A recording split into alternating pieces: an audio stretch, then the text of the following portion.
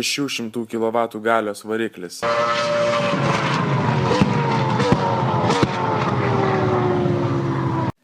Įspūdingas garsas.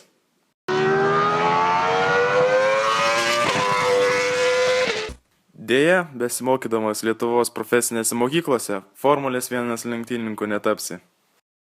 Bet laisvai gali tapti šiuo kietu bičiuku – traukinio mašinistu.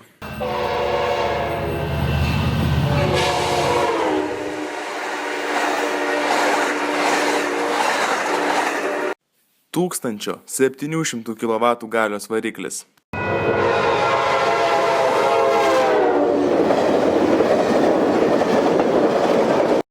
Dar įspūdingesnis garsas.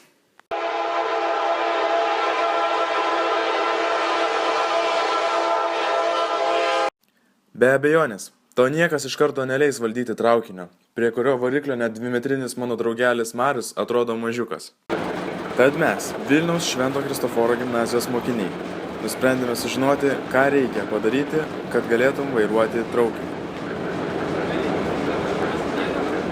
Mes, kaip ir kiekvienas būsimas mašinistas, savo kelionę pradėjome Vilniaus geležinkelio transporto ir verslo paslaugų mokykloje. Šioje mokykloje mes patys išbandėme elektrinio traukinio simuliatorių.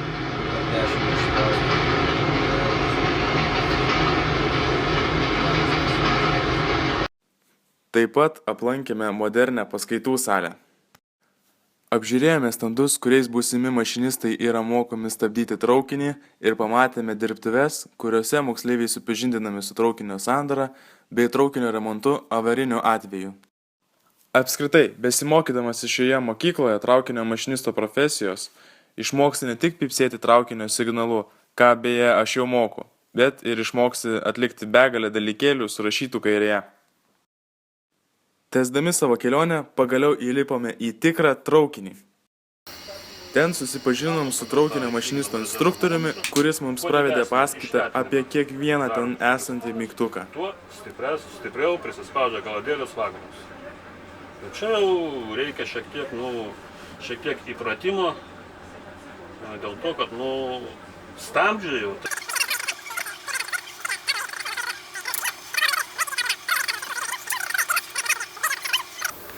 Ir taip toliau ir toliau. Vienu žodžiu, sunkiai mes vargšai kažką supratom, išskyrus paskutinį sakinį. Šiaip. Mašinistų, kai dirba, buvo kažkaip tai daug įdomiau negu dabar sėdint.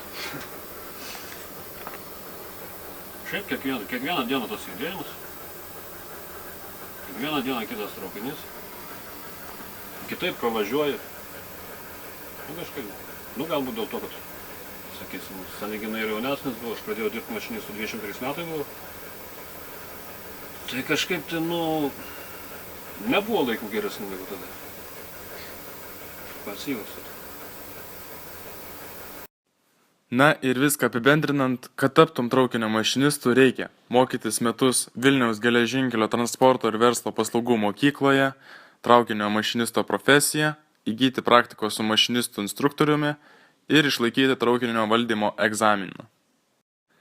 Tad brolau, net neapsimoka galvoti apie Formulės 1 bolidus, geriau pagalvotum apie rimtą profesiją.